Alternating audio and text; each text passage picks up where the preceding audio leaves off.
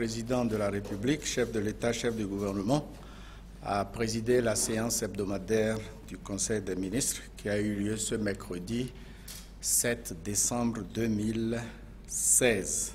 L'Assemblée nationale a adopté le texte de loi portant cadre juridique du partenariat public-privé le 11 octobre 2016.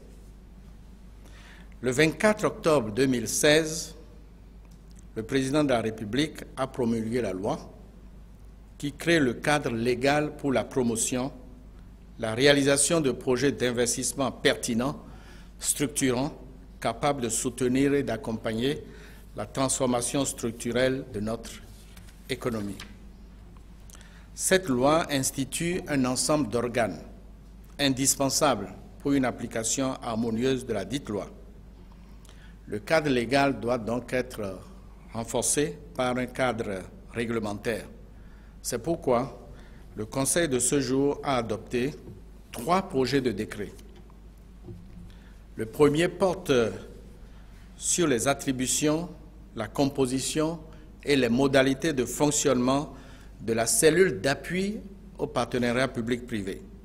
Le deuxième décret fixe les modalités de fonctionnement des commissions ad hoc d'appel d'offres, commissions ad hoc qui sont chargées des procédures de passation des contrats de partenariat public-privé en République du Bénin.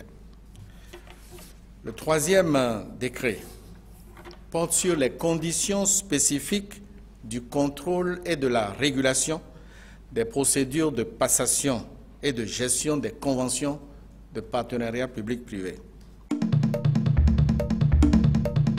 Les bureaux de vote pour les élections présidentielles et législatives ont fermé mercredi soir et le dépouillement a commencé au Ghana pour un scrutin perçu comme un test de la stabilité d'un des pays les plus démocratiques du continent. Quelques 15 millions d'inscrits étaient appelés à élire leur prochain président pour un mandat de 4 ans ainsi que leurs 275 députés. Le principal opposant a notamment souligné qu'il était très important que le processus électoral se déroule avec efficacité et de manière pacifique pour que le Ghana garde sa réputation de défenseur de la démocratie en Afrique. Pour ses partisans, l'image de l'opposant Nana Akufo-Addo est celle d'un leader incorruptible et ils espèrent qu'il pourra remettre l'économie d'aplomb pour entrer en compétition avec la Côte d'Ivoire, voisin en plein regain de croissance. Les gens traînent sans rien faire, donc cela crée du chaos ou des choses dans le genre. Donc j'attends autre chose du gouvernement quand cela concerne le pouvoir. Au moins, il devrait être capable de créer de l'emploi pour la jeunesse. Cela amènera la paix et l'harmonie entre nous. Même si la commission électorale ne donne aucune indication sur la participation à ces élections générales, les premiers chiffres qui circulaient en début d'après-midi à Accra estimaient à 65% la participation. Les résultats sont attendus à partir de jeudi soir. Si aucun des 2 principaux candidats ne remporte plus de 50% des voix, un second tour aura lieu courant décembre.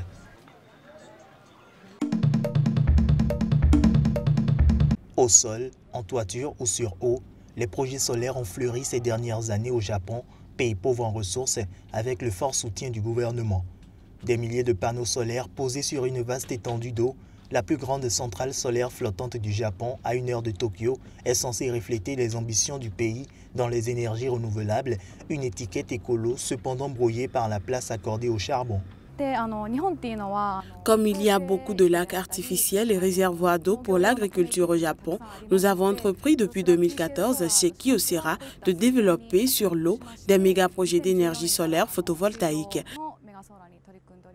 À rebours des autres grands pays industrialisés, le Japon finance généreusement les projets des centrales à l'étranger et investit aussi sur son propre territoire avec 47 initiatives programmées selon le groupe européen d'experts indépendants E3G. Après la catastrophe de Fukushima, il y a eu un engouement pour les énergies renouvelables et le gouvernement a clairement appuyé sur l'accélérateur. J'ai le sentiment qu'il met un frein à cette politique et concentre ses forces sur la relance du nucléaire et la construction de nouvelles centrales à charbon. Ce sentiment, évoqué par Kimiko Hirata, est confirmé par un rapport publié mi-novembre en marge de la COP22 à Marrakech qui classe le Japon parmi les très mauvais élèves de l'action climatique.